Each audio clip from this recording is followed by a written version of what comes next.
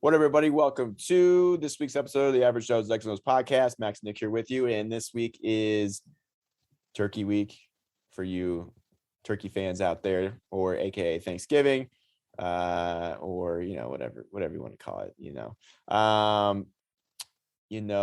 It's interesting week. It's also not only is it holiday week, but it's the week. And if you see my hat right here, but what I mean by that, the week, I mean the Ohio State University takes on that team up north. Yeah, man, it's kind of, whether you're a fan of Michigan or Ohio State, it's the game where, like, going into it, where I feel like a lot of times records don't matter. And this season in particular, both teams have one loss, and basically whoever wins plays for the Big Ten championship, and then fighting for a playoff spot. So there's a lot at stake for both teams. I'd say it's pretty equal because Harbaugh hasn't beat Ohio State yet. It's a home game for Michigan. We're going to break that game down here shortly. And then we got 3 NFL games on tomorrow, on Thursday. So a lot of football this weekend, a lot of good games. And for college football specifically, since we're kind of towards the end of the season, a lot's at stake. So got a lot to talk about today. And yeah, I was going to suggest we try to eliminate all letter M's out of the podcast this week, even when we're talking. We could do that. But so that's going to be way too tough, bro. It was going to be the letter M challenge this week because fuck Michigan. Well, everybody calls me Max for short. So you're going to be Axe. I'm going to be Axe for the week. Yep. Okay. Yep. Yeah. It's funny as fuck. See here. Well, I didn't bet. Well, I did 2 bets this week because I was like, you know what? After a couple last weeks of the NFL, like I've been getting my ass handed to me in football. So I was like, I need a break from betting because I'm spending too much money. And I just had to drop $800 into my car. So this week, I don't know. Maybe we'll put in a couple bets, but I'm not going to go crazy like I was doing there.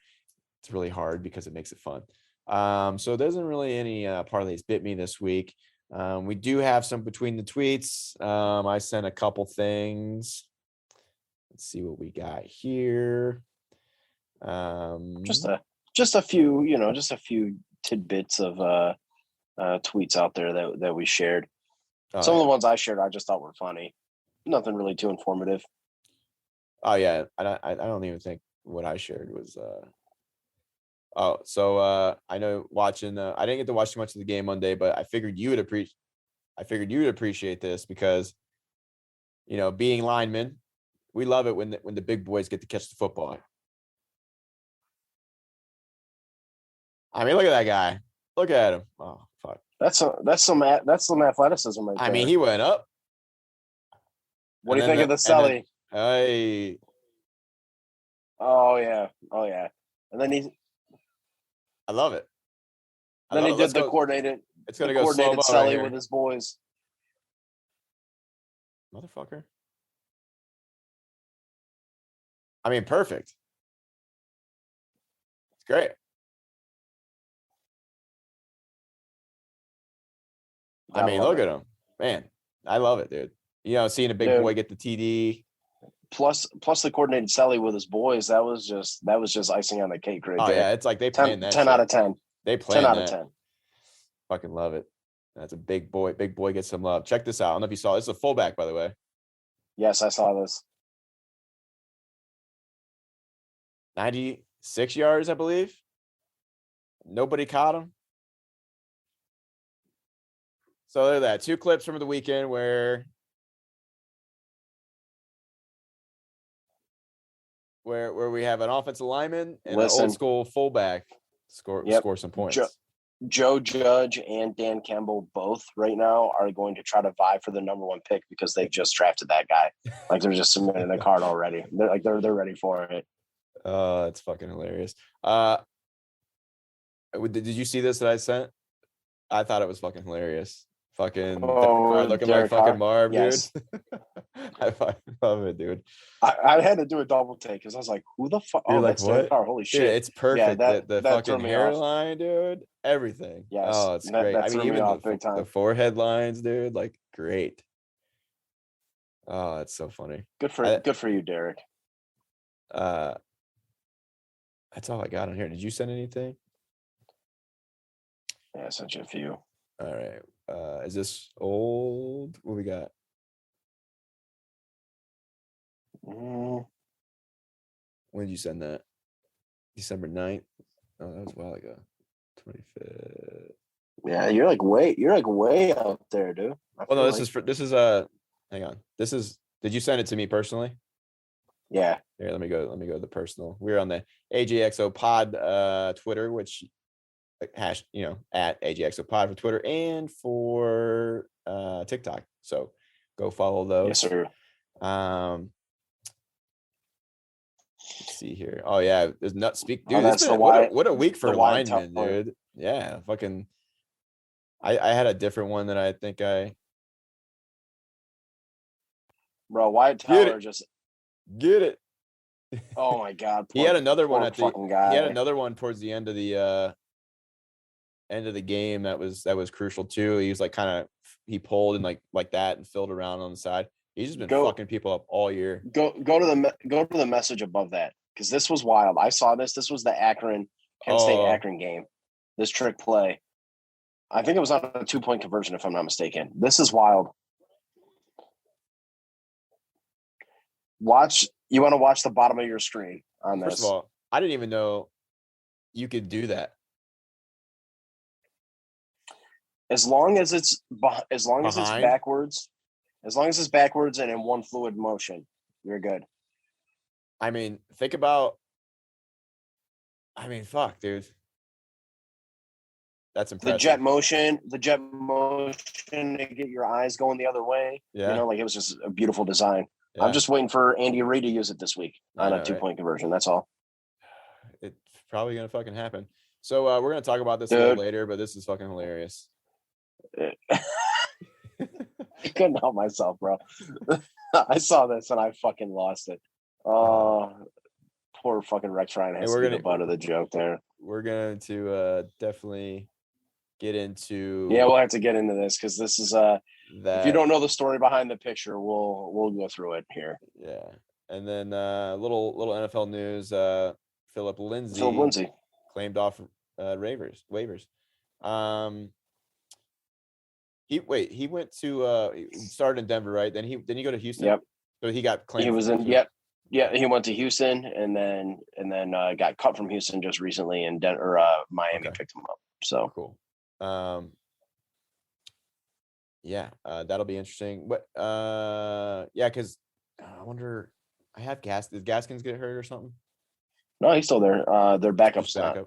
Salvin Ahmed has been a little banged up this year. So Gotcha. Well, that makes sense. We'll see if Philip Lindsay. I mean, I know he had a good run in Denver there for a little bit, and that situation of going to Houston obviously didn't work out. It was not great.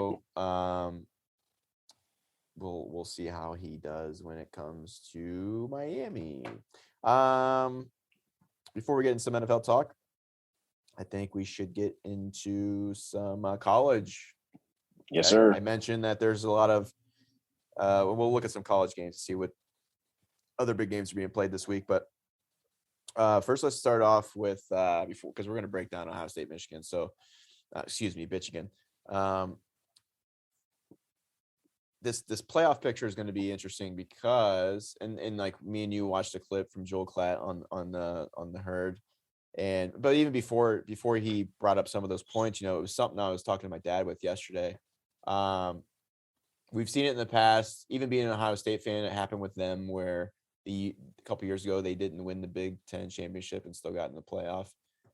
So we know that the committee can be a little biased, that they don't necessarily 100% abide by the rules of having to win your conference championship game. We've seen 2 SEC teams in the playoff before, more than once, I think. So here's what sucks for Cincinnati. And, Cincinnati, and then... let's go through 1 through 4. So You got Georgia at 1, Ohio State at 2, Bama currently sitting at 3, and then Cincinnati in the 4 spot with Michigan coming up at the 5 spot, and then Notre Dame right behind them at 6. Doesn't Notre Dame have 2 losses or just 1? 1. Oh, okay. Yeah, so it's interesting because here's what I think the thing that makes it interesting is just the fact that Georgia and Bama, even though they're on opposite sides of the SEC, the fact that they're scheduled to play each other regular season here. Is it the last game of the season, or is it? It's not this week. I think it is the last game of the season. I think so. Yeah, I think it's that last game. Potentially, let's say Bama beats and upsets Georgia, right? Well, they're gonna have to play again for the SEC championship. So let's say they split. I think they split, and then Cincy goes on a run and wins out.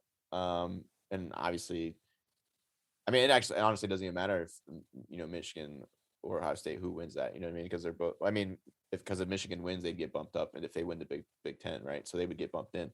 So basically, like, Cincy's still got a long. Like, they could finish the season undefeated, and it's not going to be in their hands, really.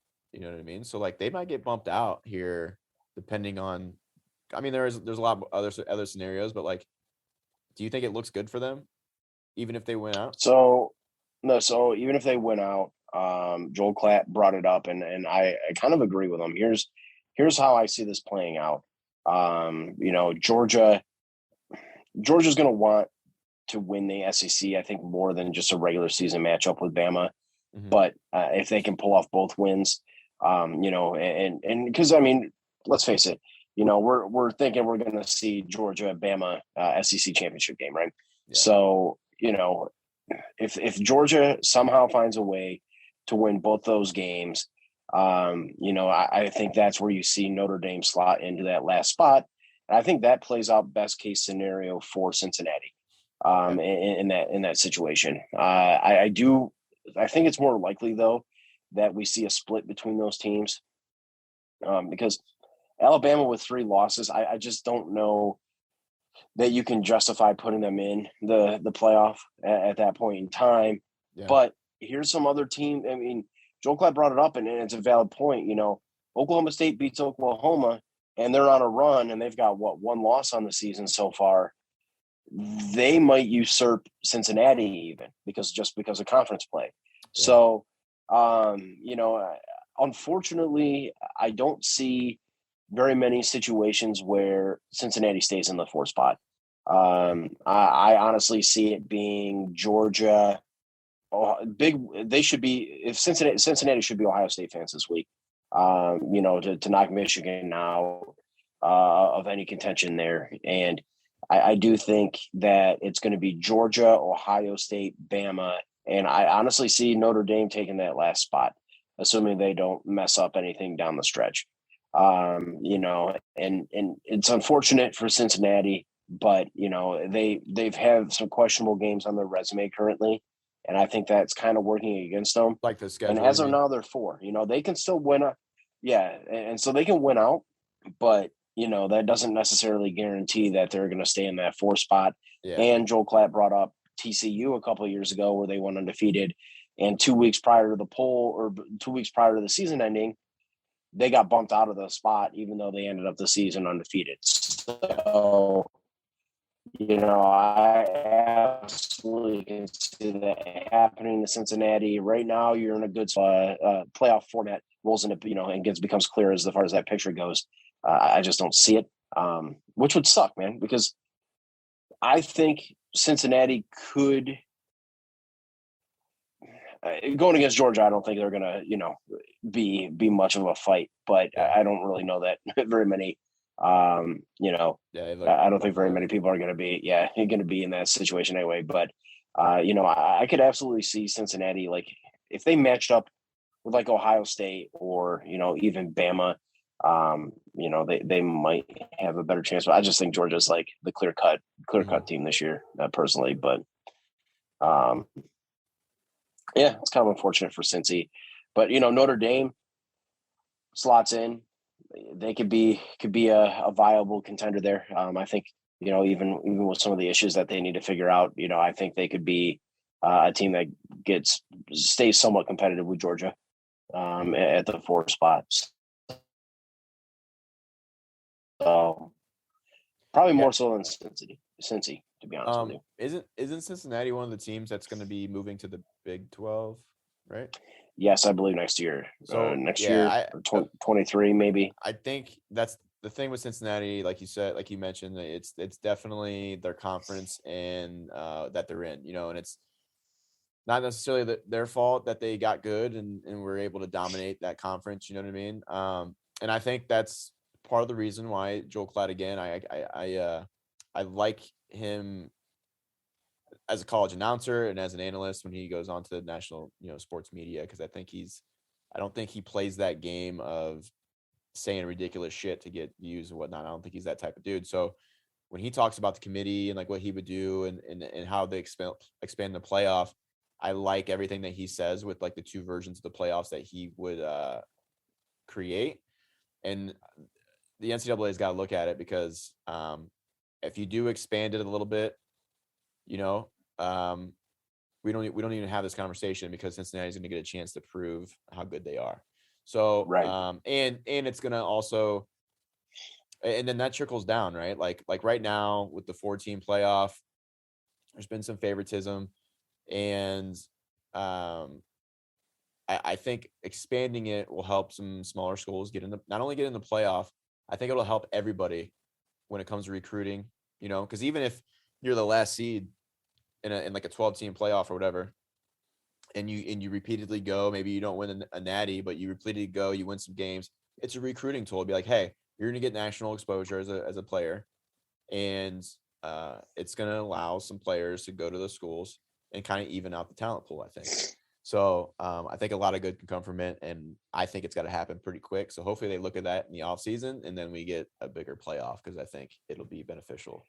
Yeah, I mean, ultimately, I think you're looking at teams that bring a little bit more on the rating side are going to have a little bit more favoritism in there. So, first off, you're looking at conferences, Big Ten, and well, yeah, you might have to get rid of conference championships though. I mean, nobody. I mean, maybe. Yeah. I don't know. Possible. I mean, a second place Big Ten team might sneak in, and if there's a new playoff format, you know what I mean? Yeah, depending on record. Yeah. Because the Big Ten is like number 2 as far as network and ratings go, right behind the SEC. So you might see the 1 and 2 SEC teams, the 1 and 2 Big Ten teams, conference champion, maybe Big 12 conference champion, and kind of, split it down from there. So, that's just the unfortunate reality that we're living in with college football is that they're going to want the teams that bring the ratings. Well, also, I mean, they said it in that, and I didn't even think about it until they were talking about it in that clip. I mean, you look at Michigan State's head coach, you got Harbaugh at Michigan, you got Day at Ohio. I mean, the Big Ten's got some fucking big time coaches that are staying, man. And they're big time coaches, big time recruiters there. Yep. Yeah. So, all of that is, is going to a little bit more consistency. Yeah. Consistency in the programs. Yep. Yeah. So, we'll see what happens with this playoff picture. I actually this week, I mean, we got a couple games. Let's look through what we got here. Some of the games, because this week's going to dictate and change some of the playoff picture, like what we got right now. So, let's go. ESPN. Okay. So we got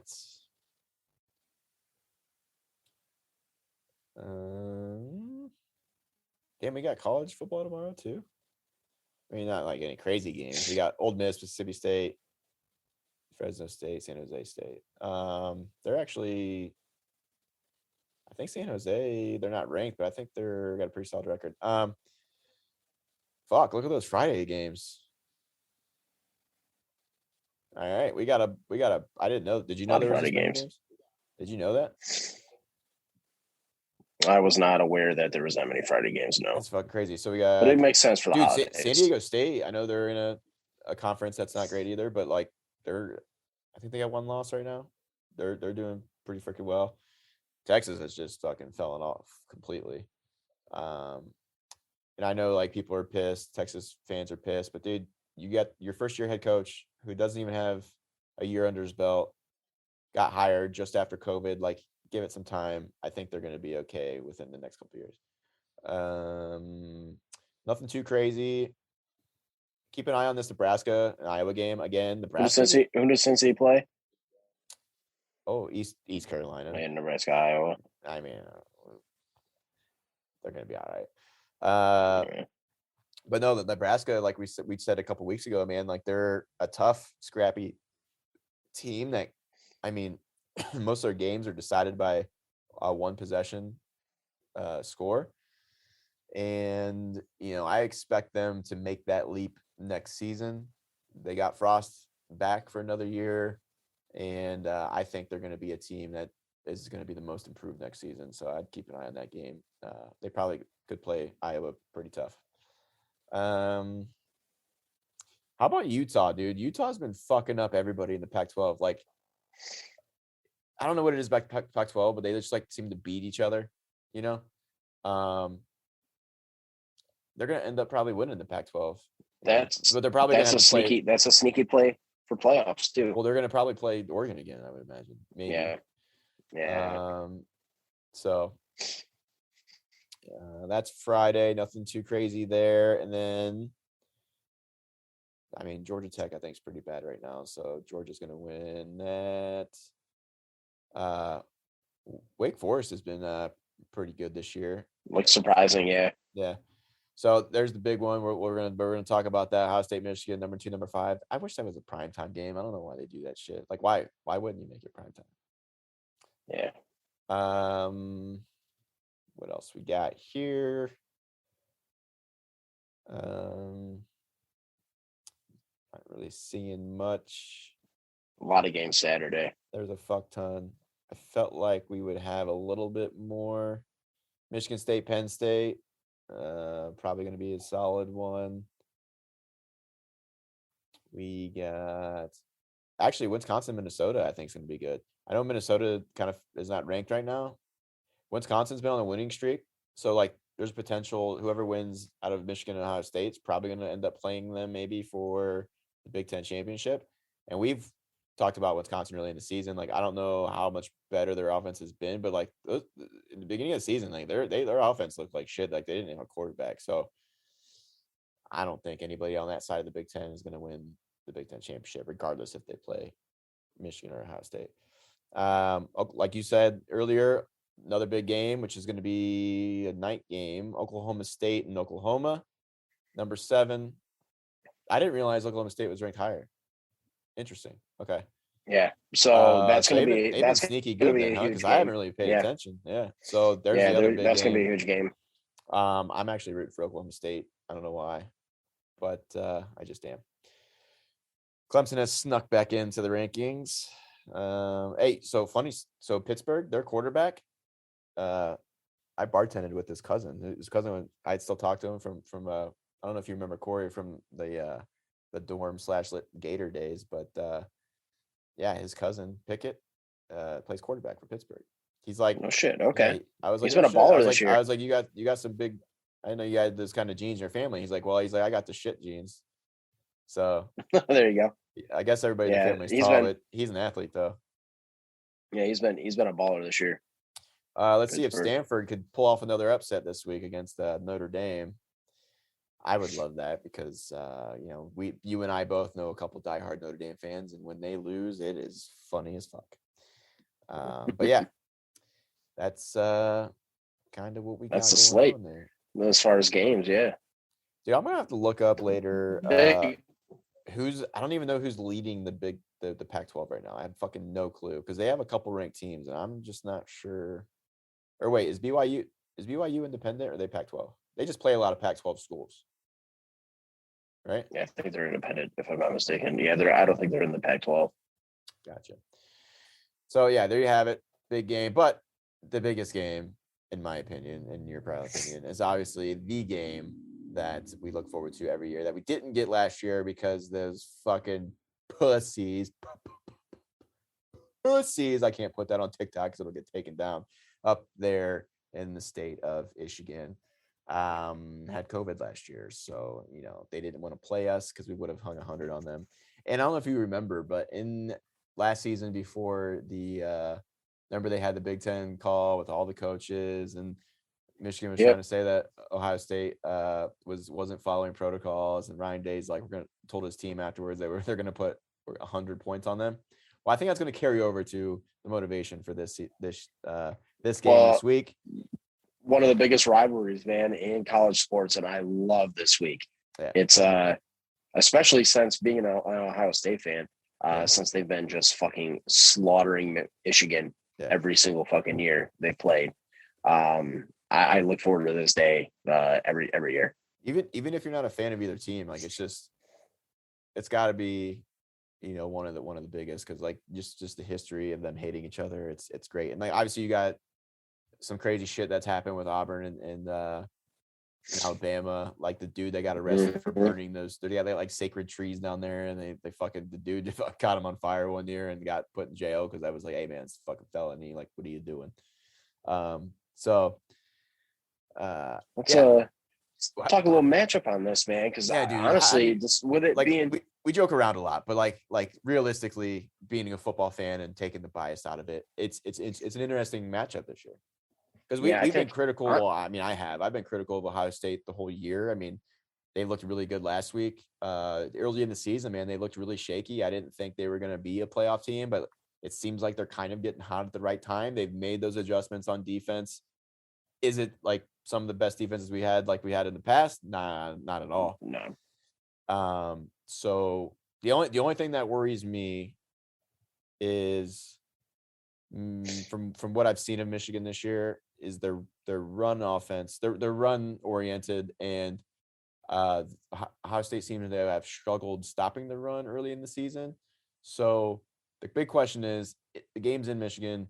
Will Ohio State be able to slow down the run? Now, if we come out passing like we did last week, obviously Michigan State had a pretty bad secondary, but you know what I mean? Like, I think we'll be okay, but like offensively, if that offense shows up, if they get a small lead, it's going to be hard for Michigan to come back if they're down, because I don't think they have much of a passing game. It seems like most of their games have been controlled just by that run game. So that's what concerns me. Yeah, I think this game is going to be far more competitive than I think we've seen in previous years. Michigan's got some stud edge rushers, on defense, and it's going to be strength versus strength there. You got a probably top two, maybe not two, offensive line in Ohio State and what they do. Yeah. And they're going to have their hands full this week. I think when you look at how Michigan State was able to exploit what they did, Michigan State has a Heisman candidate in Kenneth Walker, at running back, and they were able to get him going on that comeback win. Ohio State definitely has weapons there. When they shut him down, right? And I think, yeah. Well, I think, well, yeah. Well, they also got a lead, and yes. It's kind of hard to run the ball when you got that fucking lead. Yeah. You're down 21. All you need is one quarter. Right, exactly. So I do think that Ohio State can, possibly exploit that a little bit too. Try to take advantage of the run game a little bit more in this matchup. Yeah. Try to maybe change of pace, but defensively, it's gonna. About that is I think people sleep on Henderson a little bit, and like he hasn't. Last week was mostly a passing week, but like with those edge rushers that Michigan had, that might be part of the game plan, is like to get Henderson going. A lot of quick, pass rush beaters, screens, quick draws, some things to slow down the pass rush a little bit so you can open up your offense.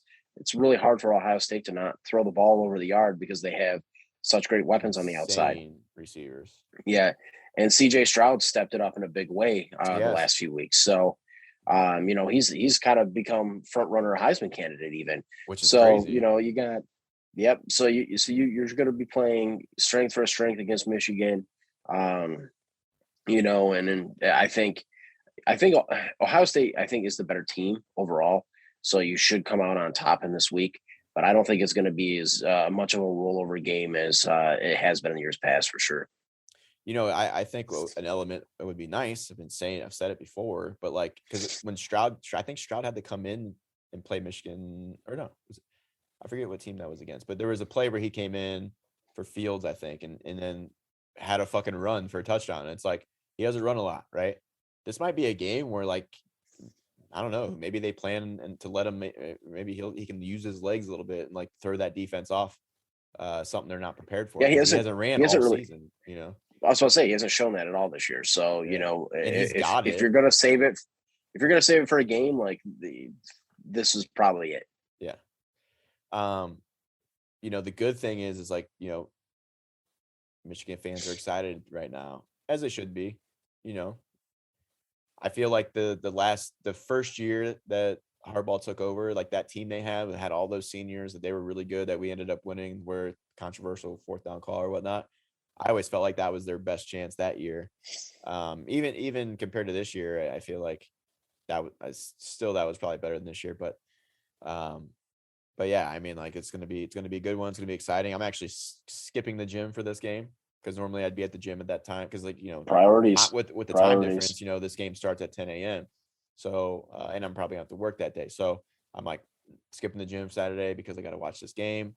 And it's going to be a good one. I can't wait. I'm pumped. We didn't get it last year. We get it this year. Full capacity stadium. 2 years, 2 years coming, man. We gotta, it's going to be, I think, that much more intense because of it. Yep. And I do think if Henderson can get going, it's going to be hard to. Let's face it, man. For anybody in the country, like Olave and Wilson, it's going to be hard to cover those guys. Agreed. So. I think the best bet would be for the Buckeyes to score quick. Yeah. And just if I'm Ohio State, I try to mitigate that pass rush. Let me tell you something. We know this. Like, I don't know if you saw it. I should have shared it between the tweets. Did you see the video where they were like, there was Day and there was Harbaugh and like they had some players and they were like, say something nice about your rival. And Day's the only one that was like, nope.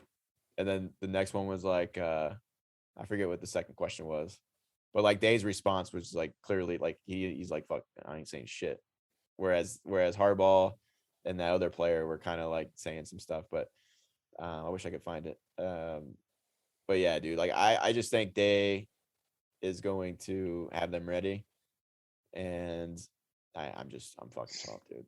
Yes, let's go. I think he's gonna run the score up too. Like.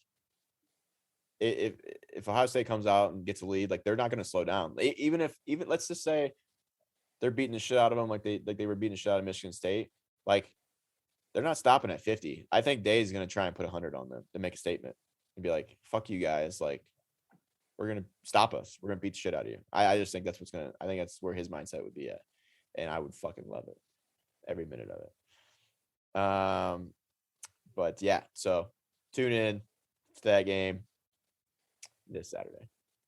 Is that a college game day? Is that where they're at?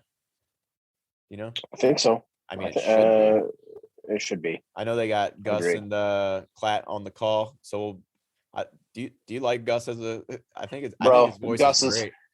Gus is the GOAT, man. I love his calls. Like when a big play happens. Love it. Fucking hilarious. So that'd be a good segue into some NFL talk. Got some couple quick news that came out. Let's see here. We got for those of you who live under a rock, Jason Garrett no longer the OC with the Giants. With the Giants, and your boy's taking over. I mean, it's fucking crazy that he Freddie Kitchens, Browns fans know him well, gets to take over as the play caller. And I don't know if Jason Garrett, I mean, maybe you can hate him if you're a Dallas fan, you can say he's overrated maybe. I just think the Giants organization altogether was pretty shitty. However, there were some questionable, and that could have been players not doing the assignments, but like I don't know if you saw that clip that Daniel Jeremiah was Orlovsky. Orlovsky broke down where like the three receivers are bunched up in the middle of the field, like on their routes. It's like, what are you doing? So I they don't know literally all like run into each other. Yeah, it looks like something out of the movie The Replacements. Yeah, obviously that falls back on the coach, but it could be players not running the right shit. But I mean, I think it's a talent issue too with the Giants. But we'll see. I wouldn't shock me if Jason Garrett got a job somewhere else, right? So yeah, scheme could absolutely be better in that situation. Right. Now does Freddie Kitchens bring that? I don't know. It's going to be probably just best option available for the Giants at this point. But I think we'll see. I'm curious to see how they're going to utilize Saquon. And some of these weapons they have once they get Sterling Shepard back a little bit healthier. It's kind of it's Daniel Jones. Poor Daniel Jones, man. He kind of got stuck in a shitty situation this year. I've never been a big fan of Jason Garrett as an OC or play caller. I think his offenses are a little too predictable there, but I do think Daniel Jones has gotten kind of the short end of the stick there in New York, for sure. And it's just but I don't know. I how do you feel about this, Mike? I think they could probably clean out the whole. I mean, who's their head coach now? They got Joe Judge. Yeah, I think. When did he get hired? 2 years ago. Yeah, it wouldn't surprise me if they cleaned house all over again. But what were you gonna say? How do you feel about this? My buddy brought it up. Would you trade Daniel Jones for Baker Mayfield straight up? He said he would do it. Wait, is Rocky a Giants fan? No, he's a Browns fan. He's a Browns fan. He said this, yes. No. Oh man, I guess that's a good segue into Baker talk. Here's the thing, like I've been, I started bringing up the question a couple weeks ago about Baker and like if you extend him and like here's the thing. This has been a debate in the national like sports media as well. A lot of people shit on Baker. And, I started to have my doubts too. At this point right now, currently, I think he's so banged up that he's kind of hurting the team. That's not saying like he's not the guy right now or even for another year. Because the only way that I move on from him next year would be if the only way I make that move, even as a Browns fan, or be cool with it, is if it was for Deshaun Watson, if given that Watson clears all his shit up, right? Then I'd make an even trade, give the Houston Texans Baker, we'll take Watson and then send some picks, whatever the fuck you got to do, right? Totally would do that. Other than that, I don't know. Because then you're everybody keeps saying like what's plan B? Like I don't know if you've seen Rich Eisen because he defends Baker and the Browns when it comes to Baker Mayfield. And then he's like, what's your plan B? Like what other guy are you gonna get in there? And it's like I mean, listen, they besides the Cincinnati game, they've scored fucking more than like 13 points only a couple weeks out of like 5 weeks. Like it's the offense has not been very productive minus that Cincinnati game and then like the points they scored weeks ago against the Chargers. Other than that, it's been under 20 points. The offense hasn't done shit. It's been really boring. So, do you think Matt Ryan could fucking get you 13 points? Yeah, I think he could still fucking throw it around. And in that offensive system that Stefanski runs, because it doesn't ask the quarterback to fucking throw the ball 40 times a game. But I mean, listen, Baker's injuries are definitely taking effect. I can, that doesn't mean that I hate Baker or anything. Like it's just it is what it is. Like he's getting beat up this year and it's unfortunate in this year and like where we're at and the expectations we had going into the season. And then, this week we had him skipping the, not playing well. Obviously he had some throws that he's normally an accurate quarterback. Right. And this is how you can tell the injuries are affecting him. And first the shoulder, then the knee and the foot was, he threw to a couple receivers. Like one was an interception, terrible throws. The receivers were open. He couldn't hit them. And, he made a comment. Well, first he didn't talk to the media after the game. Then he made a comment answering a question about fans. And I forget what the question was. fans bitching about something, and he's like, "Oh, they're the same fans that boo when we're in offense or make noise when we're in offense." And it's like I don't really put too much onto it, but it is kind of weird because like going to a Browns game with a bunch of drunk people, you think that like everybody's gonna be quiet even when you're on offense. Like that's not realistic. And I don't even think, and if you go on fucking, I was telling you before we started, you go on Brown's Twitter, man, it's a shit show. There you got the people who ride with Baker no matter what, ride or dies, aren't critical at all. To the people who are just, want them gone completely, and then there's the people who are like, it's fair to be. That's where I sit like in the middle, where it's like it's fair to be critical of your quarterback, especially in year 4, right? Doesn't matter what team you're on. It's okay to be critical and like based on what you're seeing, right? Now, you can't use the injuries as an excuse if you're going to keep playing, right? Baker's a tough dude. It's not that's not a thing that people don't like. You know what I mean? I'm speaking, I guess, for all Browns fans. Maybe I shouldn't, but I respect the dude for being tough and playing through the injuries. However, the coach, I put it on the coach actually. Stefanski's got to be like, all right, well, you're not giving us the best chance to win right now, we got to shut you down. And this is an important time of the season. Like they have it. They're 6-5. I know Detroit felt like a loss even though they won. You're telling me that Keenum couldn't have went in there and fucking scored at least bare minimum 13 points against the Lions? Like it would have been smart, I think, to sit Baker, let Keenum, one of the highest paid backup quarterbacks in the league, to run the offense healthy against Detroit, beat Detroit, go into the Sunday night game versus the Ravens, and have Keenum healthy, play the Ravens, win or lose, and then you got the bye week. That would have given Baker 3 weeks going into the following week against the Ravens again. 3 weeks to heal up that knee and that foot, right?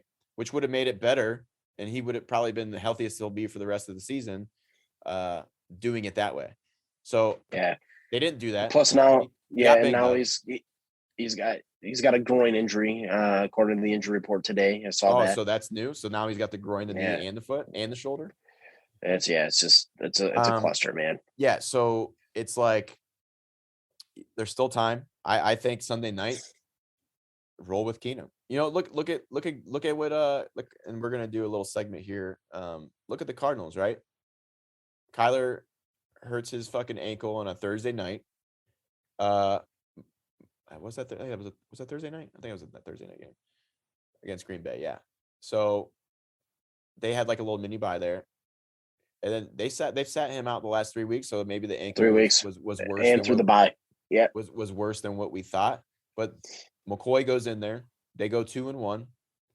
They don't have Hopkins. That's without Hopkins too. And and so like they let Kyler rest because they're going to need him for the end of the season and this run. The stretch run.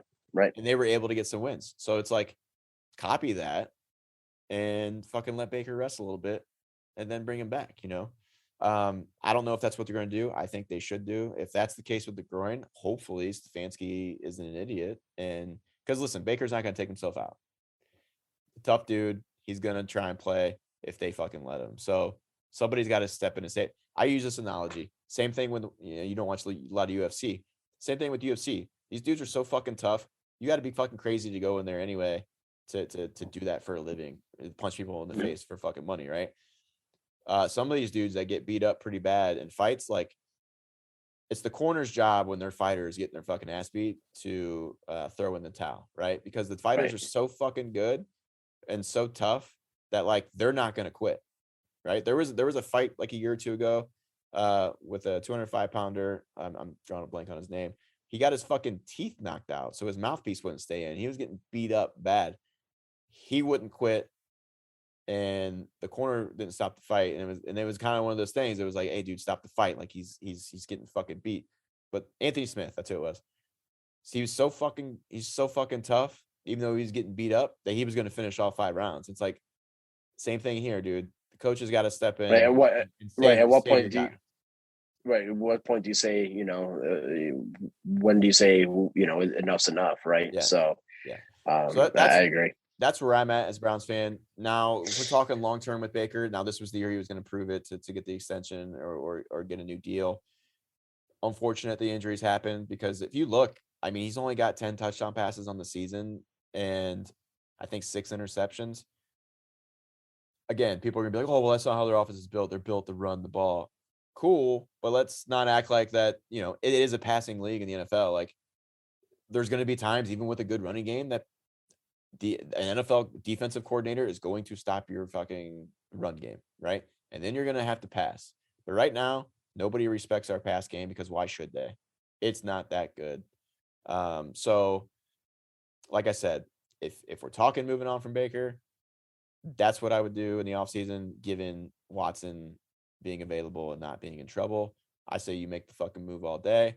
I think it benefits both teams. I think, it gives Baker a new start. I would wish him well. I love the turnaround that he did for Cleveland. I have nothing against him in that regard. But it's Deshaun Watson, dude. He's literally top 5 quarterback in the fucking league, and he's still young. He's not that much older than Baker, I don't think, because when he came out of college. But yeah, that's kind of like where I sit with the Browns. Now, season technically is right in front of them, 6-5. If you can split with the Ravens, you're still fighting for first place in the AFC North. You got Cincinnati and the Steelers playing this week. I think you need the Bengals to win that game, since you dropped one to the Steelers. So, as bad as things seem to have been and the struggles that the Browns have went through, they're still right there to potentially win the division or fight to win the division. So that's good. I know this week felt like shit. It felt like a loss. It felt really bad for me watching that game. I know it's easy to be negative, and I think it's just because we just have such high expectations as Browns fans, making it to that far last year, and that it doesn't look pretty this year. And then you got the OBJ thing and throwing a wrench into things, and there could be more going on behind scenes that we don't know about too in the locker room with that whole thing. So I don't know. We'll see what happens. So you would trade for Daniel Jones. Got it. All right. Yeah. No, Rocky's high. He must have been smoking a lot of ganja when he was making that claim.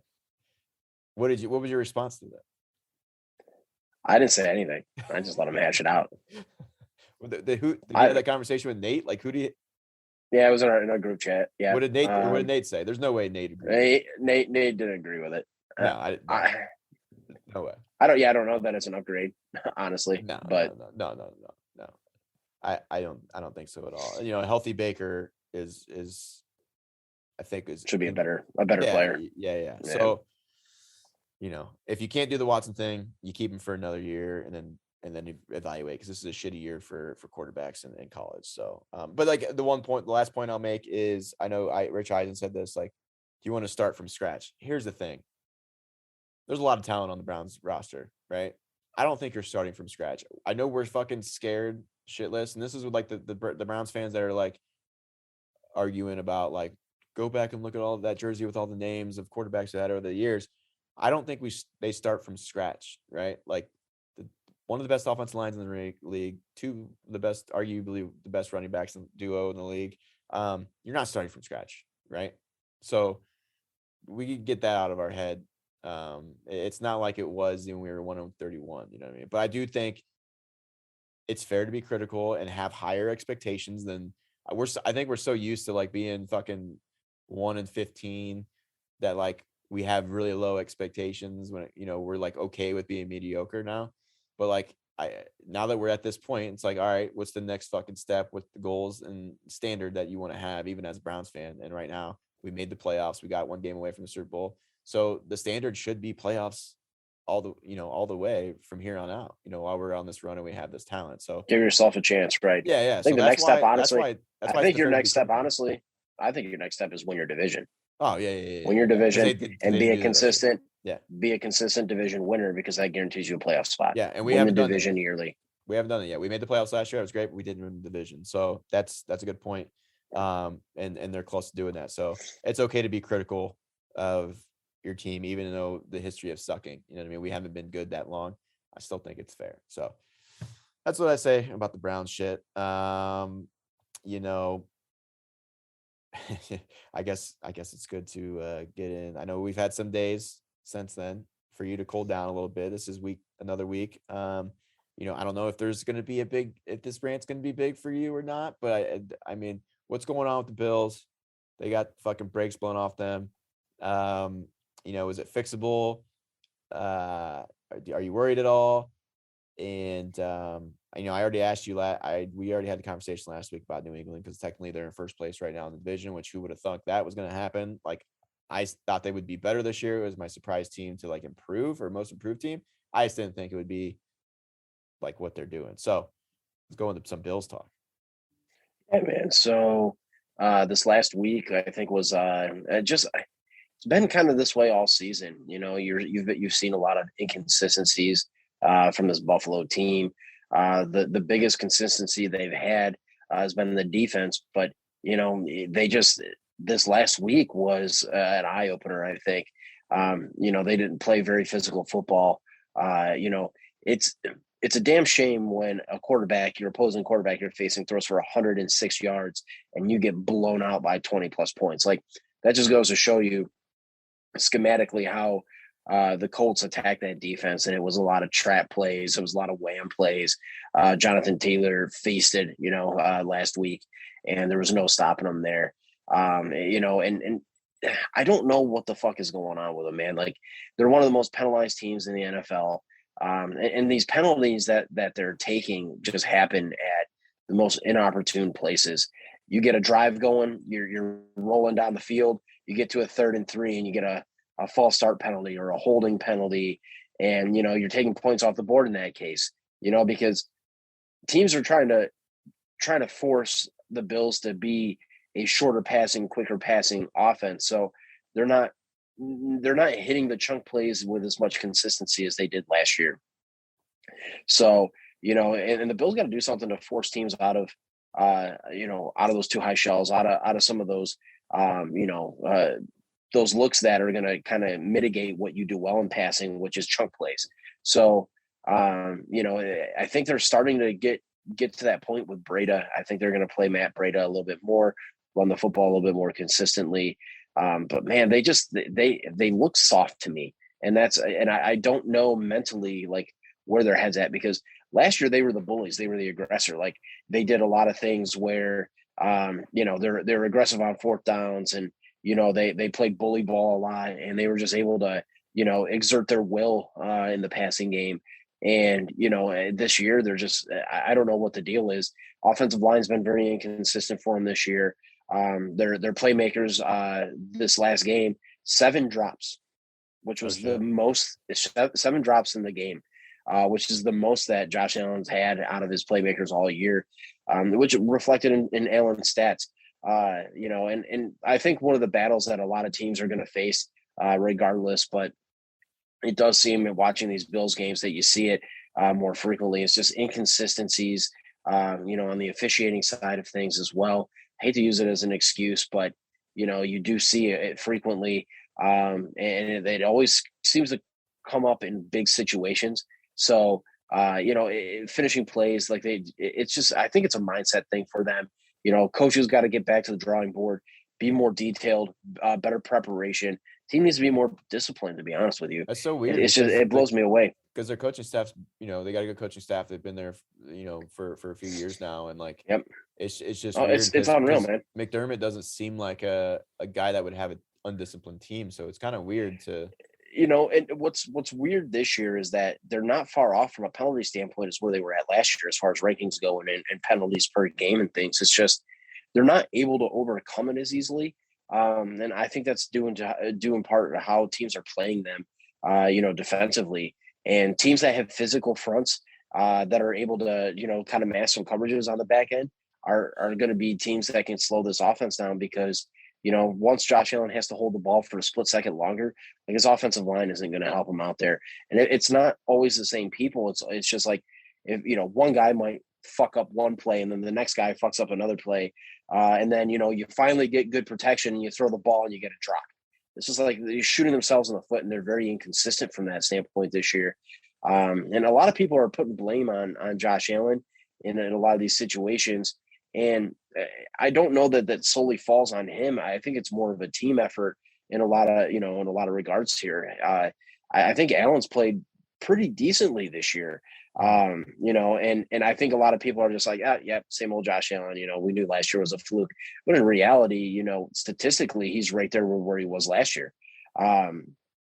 You know, and the efficiencies that he's had this year have been pretty similar.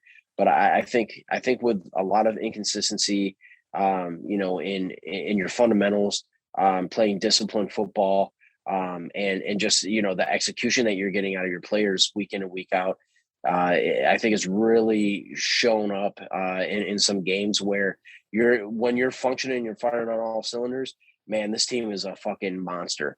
You know, they're scoring points. The defense, they're able to play ahead. The defense is able to force teams to defend against what they do well.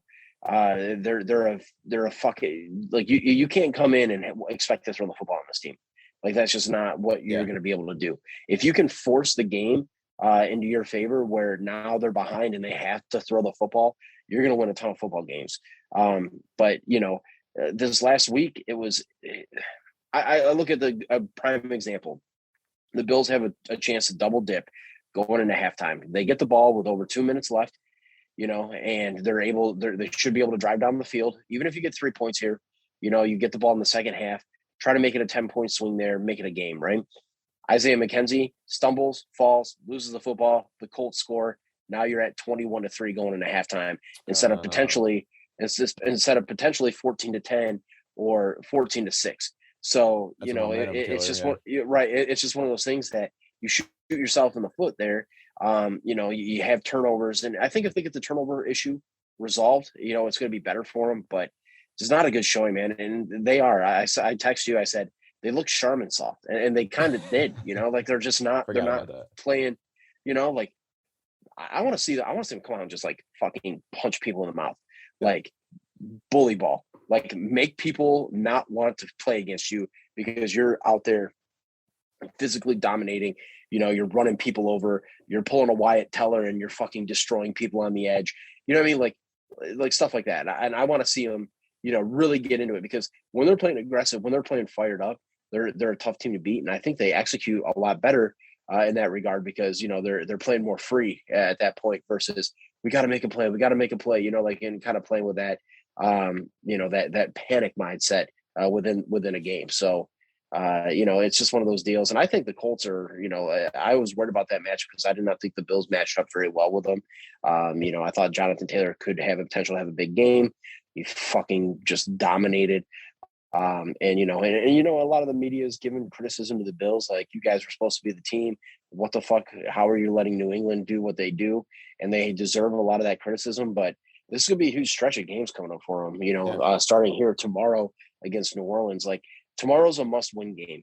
And, you know, Tampa Bay might not necessarily be a must-win game, but you have 2 games against the Patriots coming up. Like, you need to go on a stretch run where you fucking just win football games and get this shit figured out.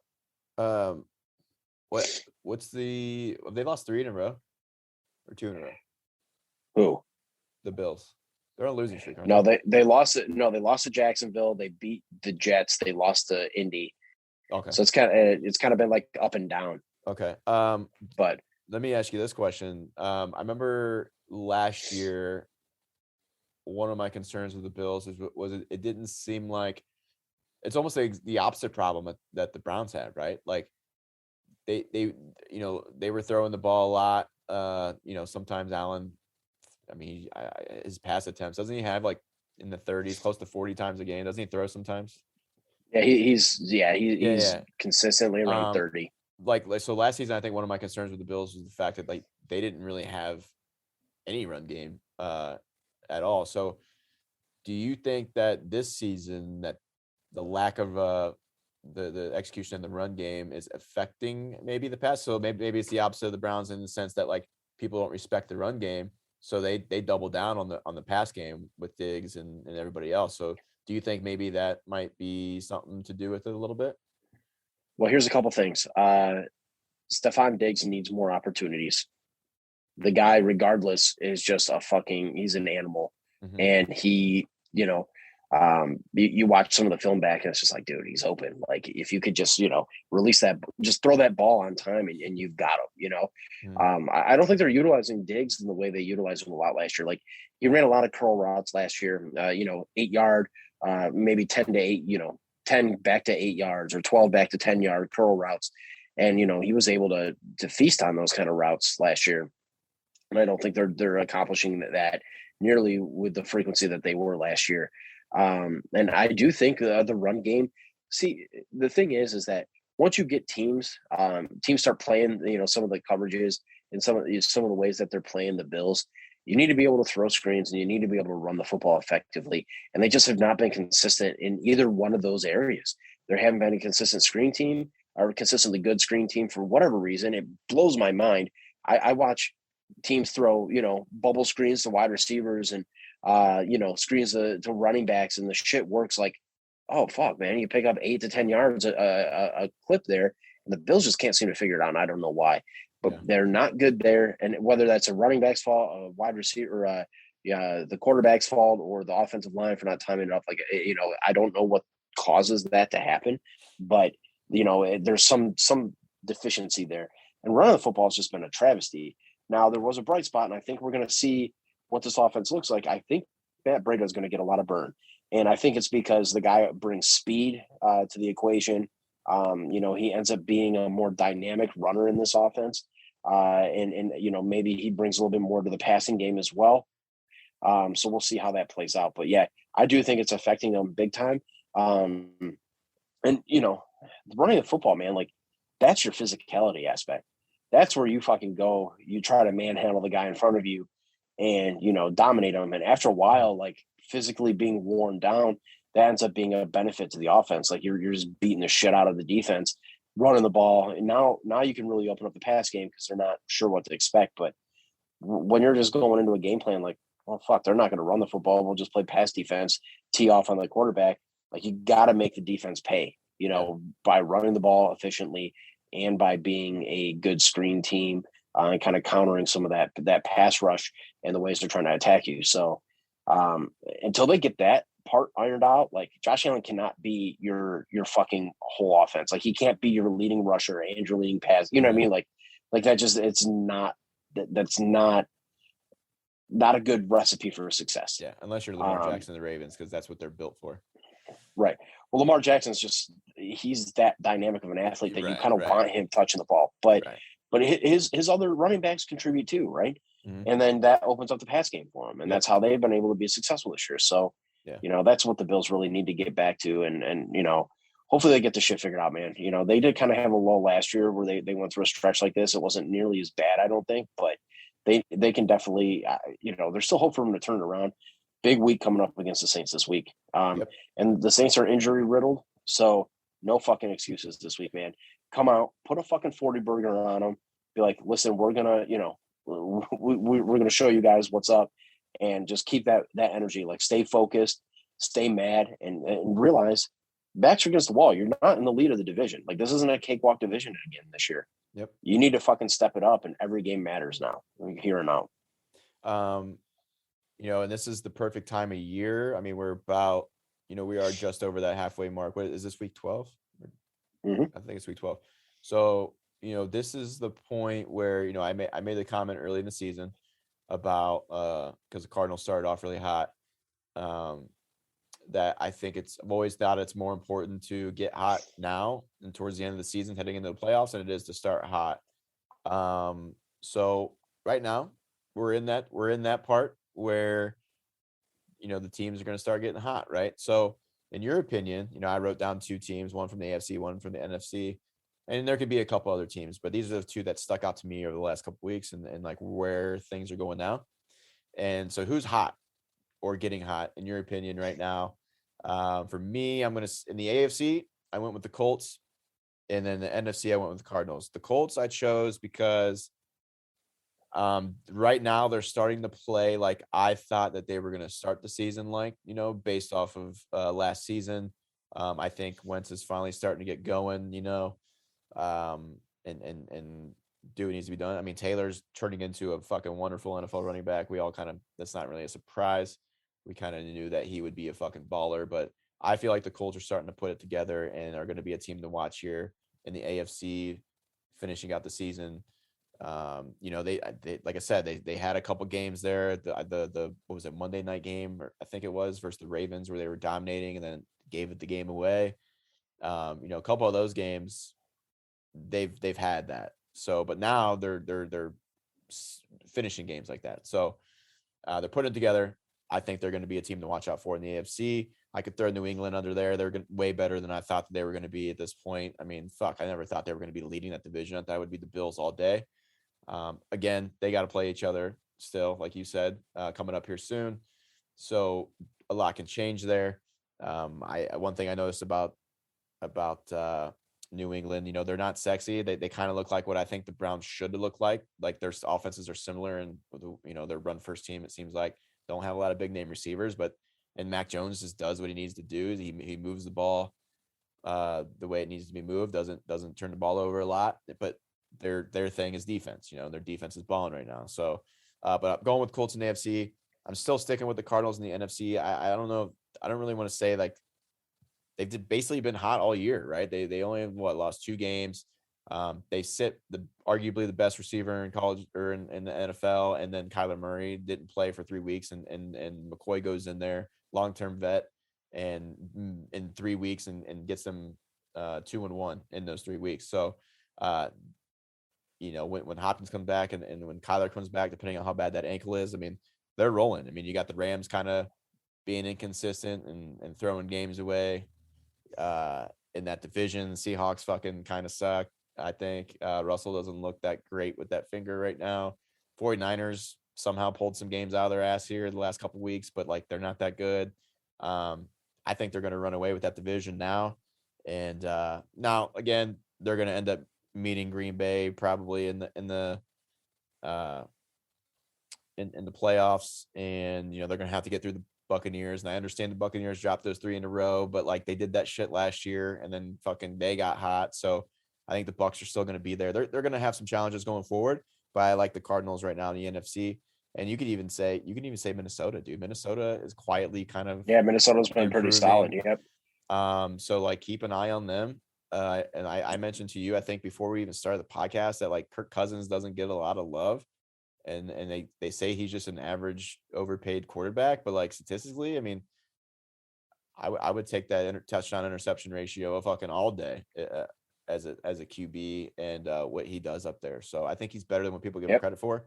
But what 2 teams you I know you said before we started the show you had a couple, but who are you rolling with? Yeah, I'm definitely going to agree with you on the Cardinals side. I just that offense, Colt McCoy out.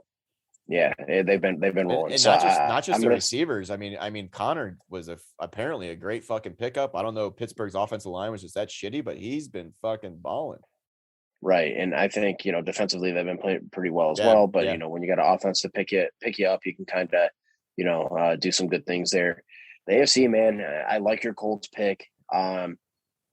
New England is a scary team right now because of how they're playing defensively.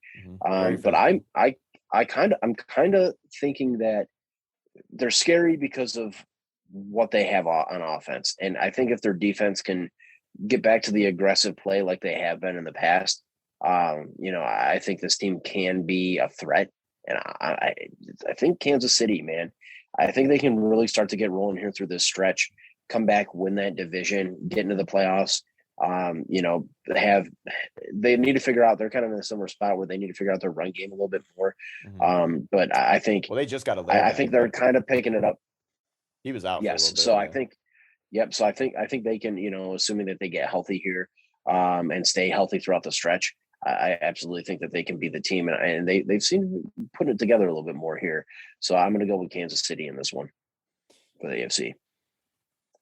But my 3 were the Colts, the Patriots, and Kansas City. So those were the 3 that I had. I just, for Kansas City, like I'm still kind of rooting against them and aren't sold. Not that they're not good. I just think, I don't know. I like I told you before we started the show, it could just because, and I used to like Nick Wright, you know what I mean? And I think since he's took over that show, since Chris Carter got in trouble, I think he's been starting to get he's playing the game, you know what I mean? But like he's starting to say some crazy shit, and he really hates Josh Allen, and he fucking sucks Kansas City's fucking cock. That Arrowhead cock, he's just sucking on it fucking nonstop. So, you know, and you know, I don't know what's going on with his hair right now. I liked it better when he fucking was high and tight, you know, had the line up and everything. But now he's got the long hair, and I think it's starting to fuck with his brain, dude. I don't know, but you know, seeing his tweets pop up on our feeds during these Kansas City games, it drives me nuts, and I'm fuck, dude. So maybe that's why. I don't know. Maybe I just am not ready to jump on the Kansas City train. You're all inherent bias and, there. And I got you. Also, I mean, I you know, Patrick Mahomes seems like a great dude, you know what I mean? And it just, his fucking brother annoys the shit out of me. And maybe that's why too. Maybe his brother just also makes me fucking not want to acknowledge the Chiefs turnaround. So I don't know. I don't know what it is, but yeah, I don't know. I still think Green Bay will be there as long as Rodgers is healthy. I know he's dealing with some COVID toe. Yeah, you heard that right. COVID toe. I don't know where you went. Oh, there you are. Yeah, so apparently COVID, I had a buddy tell me today about that, and I'm like, what? I thought he was fucking around. I thought the article was kind of made up. I didn't know if it was Aaron Rodgers fucking around, but it's clear it's actually a real thing, apparently. Yeah, it's a real thing, but he's not actually dealing with it. He actually has a fractured toe. Yeah. But yeah. I've never had a I didn't know it was a real thing. I've never had a fracture. I didn't know it was a real thing either, man. Yeah. No, apparently it is. I was reading it. It's kind of confusing, but I don't know. I just thought it was comical. I wanted to fucking mention it, but bro, I've stubbed my toe and like it's painful. So like playing on a fractured toe, I couldn't even imagine. Oh, dude, like or like having turf toe, because like that your big toe is like where all your balance is. So like turf toes actually ended people's careers. So like that's a thing. Yeah. And someone else is dealing with that right now, I think. I can't remember who it is. But yeah, before we get into some pick'ems though, a couple things here. I don't even think he's not playing right now. Everson Griffin, you know, longtime NFL. No, he's still on the Vikings. He was playing. Oh, I didn't know. I thought they didn't sign him back. I didn't know he was still playing. Okay, well, makes this even more interesting. But there was some posts. He was posting some things on Instagram that was kind of sketchy, and you know, he had a gun in his hand, and it kind of looked messy wherever he was at, and he wouldn't leave his house, and you know, the Vikings had to send over some mental health experts, and the police finally got him out. But it's crazy, man. I mean, obviously we don't know exactly what's going on, but I mean, let's face it, dude. We're talking about a defensive lineman, defensive end. You know, they're crashing into each other. We know CTE is a real thing. You got that, and then like you're halfway through the season, you're beat up, so you're probably on some kind of fucking pain med. So add that in the mix. You know, who knows what it could be, who knows what's going on in his personal life on top of that. You know, I think we forget as fans a lot of times that these players are, and I can even make that case for Baker, you know, they're still human at the end of the day. And we get so emotionally wrapped up into this just thing that's just a game. So there's that as well. But yeah, we gotta sometimes separate the athlete into like people as well. So hopefully he gets the fucking help that he needs and everything that's going on taken care of, because it's tough to watch, man. For sure. Yeah, it sucks. And it's like now, you know, there's a lot of focus on mental health, and you know, that's been a thing for him over the last few years. So, you know, it's a good thing that they got a team in place for him. You know, they've got some resources available for him. Hopefully he can get his stuff together, get sorted out, and you know, kind of make a recovery there, because it's a serious thing. And you know, it's something that I think a lot of these guys put a ton of focus on. So definitely keeping him, you know, in my thoughts, like, hey, you know, get your stuff figured out here, and hopefully you can get back on the right track, you know, and you know, not have, you know, situations like this pop up, because it's scary for you know, a lot of people involved. And yeah, at the end of the day, he's a person that you just kind of hope that, you know, he really recovers from this. So yeah. Yeah, I didn't know he was still actively playing. He's been in the league a while. Really good defensive end. Hopefully he gets that shit squared up. I say we get in some pick'ems, man, and start wrapping this up. Let's do it. So since it's, holiday week, maybe you could post a TikTok doing it. But I won on points again. Officially tied 5-5.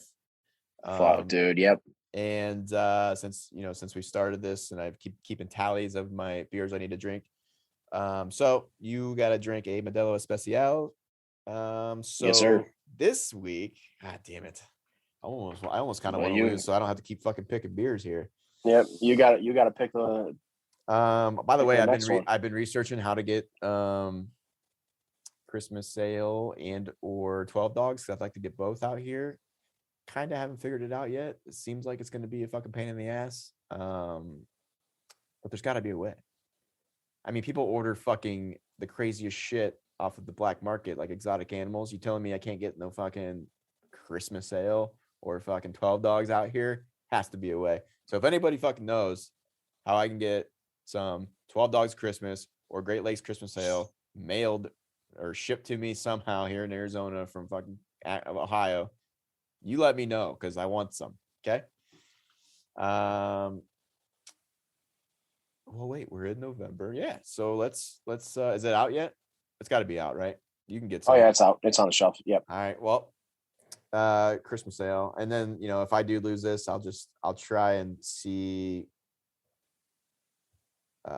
what I can find out here. I don't even know if anybody makes a Christmas sale out here. I don't even know if it's a thing out here. Because we know people in Arizona don't celebrate Christmas. Not really. So, like you don't see fucking lit up houses, and you don't see that shit out here. It's not celebrated like that. Maybe some, but not. And if they are, they're probably from the fucking Midwest. So yeah, that would be next week, heading into December. So yeah, Christmas sale. Let's do it. Awesome. And that's going to be a bottle, so that's going to be a fucking chug for sure. Yes, sir. And we got 3 games to pick tomorrow. This is going to be great. Chicago versus Detroit. Here's the thing, and I was going to incorporate this into the talk, but I figured I'd mix it into this game. Tomorrow is interesting with Chicago, right? I'm actually taking Detroit. Okay, I know what you're thinking. Detroit hasn't won a game. They got one tie. Played Browns tough. They're a scrappy team. A lot of pressure on Chicago right now. Now Andy Dalton's probably going to be starting, because I think what happened to Fields? He got fucked up, but what was it? Do you know? Ribs, right? So Andy Dalton's going to be starting. If Detroit pulls this off, the rumor is Nagy to be fired. And we all knew this was kind of going to happen. We didn't really know when. It was going to be at the end of the season. It was going to be during season. We just know his time's fucking coming out. So at this point, a little halfway through the season, they lose this fucking Turkey Day game to the winless Detroit Lions. I think personally it's a wrap. And he gone. So I agree. And I was thinking about this game. I'm gonna go with Detroit as well. Oh, okay. I have not been that impressed with Chicago. Defensively, they're good, but they've got some key injuries there, and I can absolutely see it. I mean, like Dalton came in and threw that one touchdown pass, but I'd put that more on the receiver making moves than him just making the throw. Yep. So, but yeah, man, I think short week Thursday games are always I stopped betting on them because they're so fucking strange, and I think what it is, they play on Sunday, most of them. They're fucking wrecked. They have zero time to really recover before they're playing full go again. And then you only have Monday, Tuesday, Wednesday, 3 days to install a game plan. Like, you know how much shit they got to cover in 3 days? I think that's why the games are sloppy. The games are close. Yep. You know what I mean? Yep. Like, it's just, I don't know. Even as a fan, dude, I'm fine with fucking not having Thursday games. I'm fine with it, dude. Like, because I think of it from a player perspective, like how shitty that's got to be, Oh yeah. So yeah, I'm rolling with Detroit as well, and we'll be on Nagy watch. I don't know who would take over them I think if you're Chicago, you try to steal fucking. Is it who's with the Bills? Dave Dabble or Kellen Moore, baby. I'd say no. I like that. Because didn't they pay him? I don't fucking money talks though. But they ain't the head coach. He's the head coach. You think Kellen Moore, huh? I like Kellen Moore. I do like him too. That would be interesting. I thought they would maybe go after Bills OC. Possibly Dable. Yeah, possibly. And then obviously Ravens OC at some point somebody's gonna take him. So or fucking Ben-Ami if he finally fucking leaves Kansas City. I don't know. Kansas City. If they do fire him, they're gonna have some fucking choices. Well, and they're allowed to interview guys with 2 weeks left in the season, so they can kind of get an early jump on interviews too. Yeah. So if this happens, they're able to get that jump. I think if you're a Chicago fan, like you got a young quarterback who's athletic, can throw the rock. You've seen him play. He's fucking running around for his life right now because there's no offensive line. But you know that he's going to be able to play. You can see those glimpses. Your defense is still solid. You got some players on defense. Like I think in one off season you can really turn it around and be competitive. So I think it's a good destination to want to be, and the culture there, or you know the history of Chicago. I think it's great. Next game we got Raiders versus Dallas. I don't know what the fuck's going on with the Cowboys right now. Oh, you did mention that. Speaking of Kellen Moore, yeah. We put a showcase on. Yeah, and you know I think Kellen Moore actually probably is saving McCarthy's ass because I don't know, dude. I think McCarthy. I think he was a bad hire, honestly. So it wouldn't surprise me if Kellen Moore already got a head coaching opportunity after this season. But Dallas is playing without Amari Cooper and I think CD Lamb will play. I don't know. What did he? It's a tough one, man. He got a concussion. We'll see. But we'll see what happens. Raiders, man. I think the Raiders. Dude, they've been through so much shit this year. I don't know what to make of them. I'm gonna go with Dallas. I am too. And you already know what my pick is for this next one, so. Well, I do, and it paid off for you fucking last week. But I'm still rolling. Buffalo. Did it though? Because I still fucking lost. Buffalo versus Saints. I'm gonna go with New Orleans. In New Orleans on Thanksgiving. It's been last time they beat New Orleans was 1998. So really? Yep. It's not. The Saints defense is still solid. The only thing that worries me, obviously, Kamara isn't back, and offensively, I don't know. I don't know what they. Well, speaking of the Saints, we didn't talk about that. You know, I think it's interesting. What's his face's agent got him? Damn it, the fucking tight end, the guy that plays every fucking position, Tyson Hill. Taysom Hill, yeah. Taysom Hill. But like the deal that he got him for being like that utility player, I think is pretty fucking wild. So and it's so crazy because like the Saints use him, you know, you list him as a tight end or a fullback or something, it saves a roster spot because like he gets paid differently because he's not necessarily a quarterback. I don't think he's labeled as a quarterback. I don't know. But it's kind of tricky, like some of the shit they do there. But I don't know. Expect him to get going maybe in this game. I don't know. I think he's been out. I think he's been injured, but I think he's back. He's been hurt. Yeah. Yeah, that's a game we got different. Going with Buffalo there. Pittsburgh versus Bengals, big game for the AFC North. I want the Bengals to beat the shit out of the Steelers, so I'm going Bengals. I'm gonna go Bengals too. Alrighty, there you got. That was just. What's that? I was saying that was just my gut instinct. No, I think I think I can do it. Yeah, I think Pitt's not great. They still win games, but they're rebuilding, and it sucks because their rebuild's not even as bad as most fucking teams' rebuilds are. Tampa versus the Colts. It's gonna be a good game. I think Tampa matches up to what Indianapolis does, like from a strength standpoint. I'm gonna go Tampa Bay here.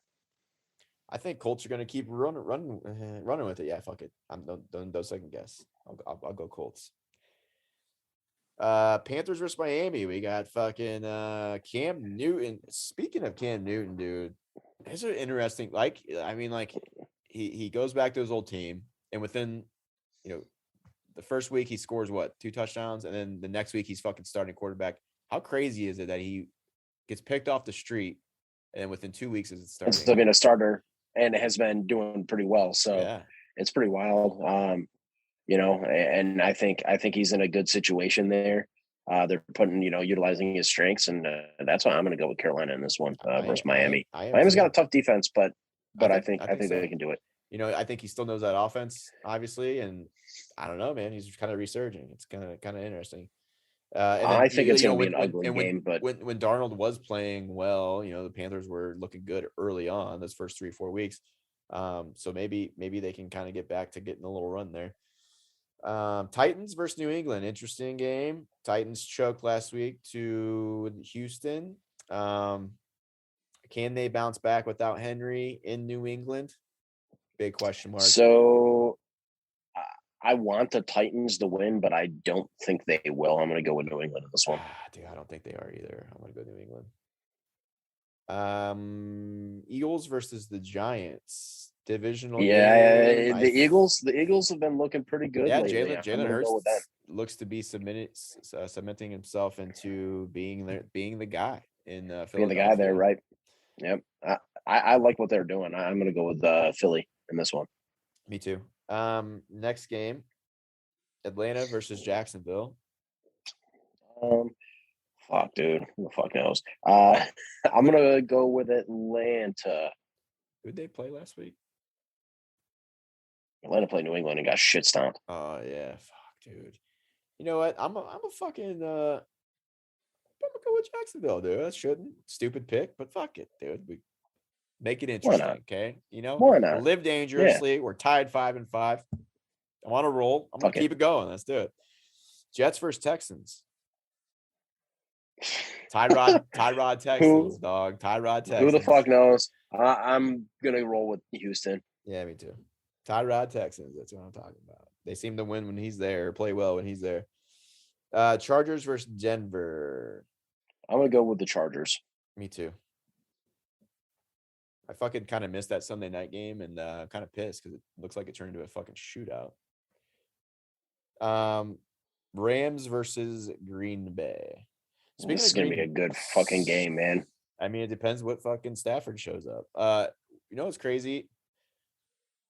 I don't know. Did you see? So last week, I obviously didn't get to watch the game, but I was keeping up on the Minnesota Green Bay game, and I fucking thought when Green Bay came back to take the lead with that, or they tied up. I think they tied it up with that 70-yard touchdown pass.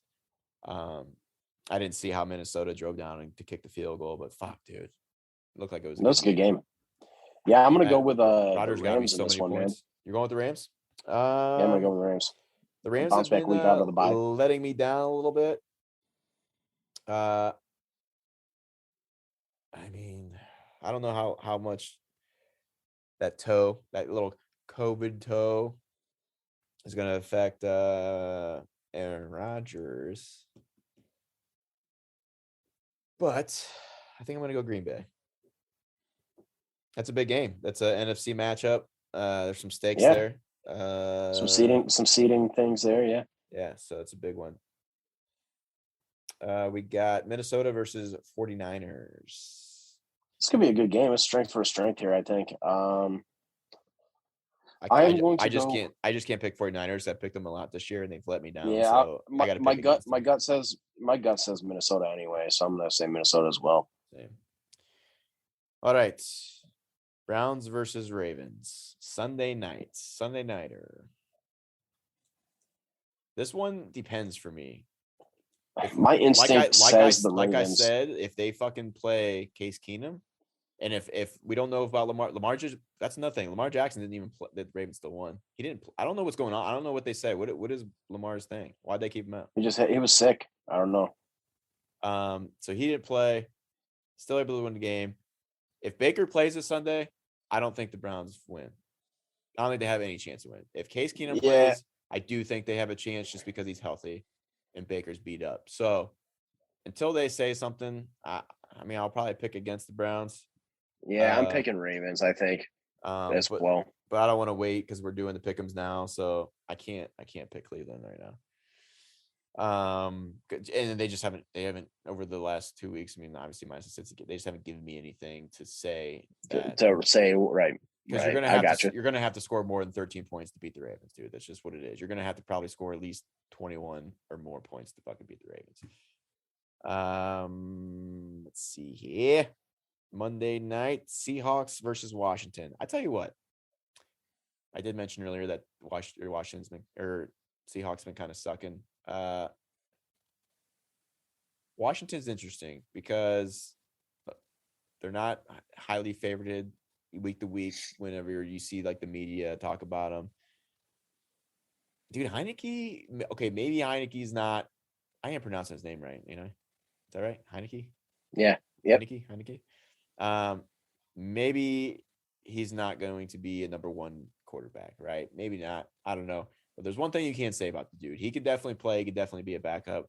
And like, he's a fiery dude. I've noticed, you know, and like his story is pretty fucking cool. They're kind of fucking scrappy, dude. You know, him and McLaurin seems to, it doesn't matter who's throwing the ball. He seems to be open. He seems to catch fucking just be a baller. Yeah, he's good. But you know, last week we picked against them because we thought Chase Young would be out, and you know they fucking still put it together. They did it. They needed to get done. They did so I think Washington can win this game. I'm gonna go Seattle. All right. Bounce back. See what happens there. And I'm gonna say 51 total points in this Monday nighter.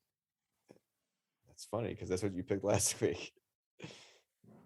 All right. I just see 27. Like I see a 27-24. Like that's what's like what my mind goes to.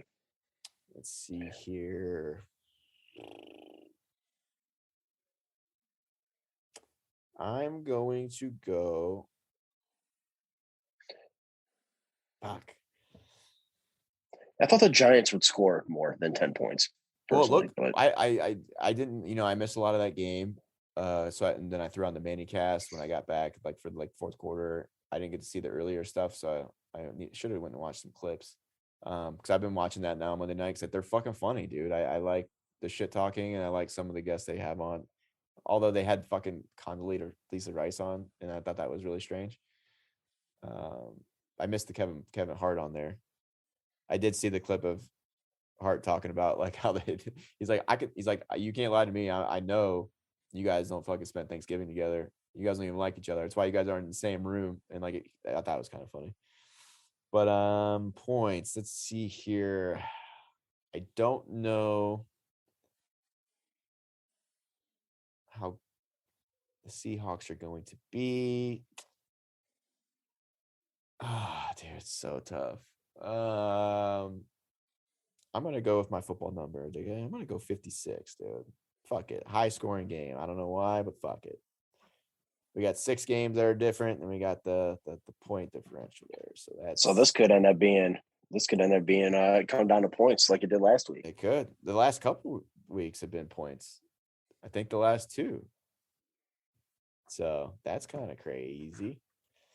And yeah, man. I just hope that I can get some Christmas sale out here because I haven't figured it out yet.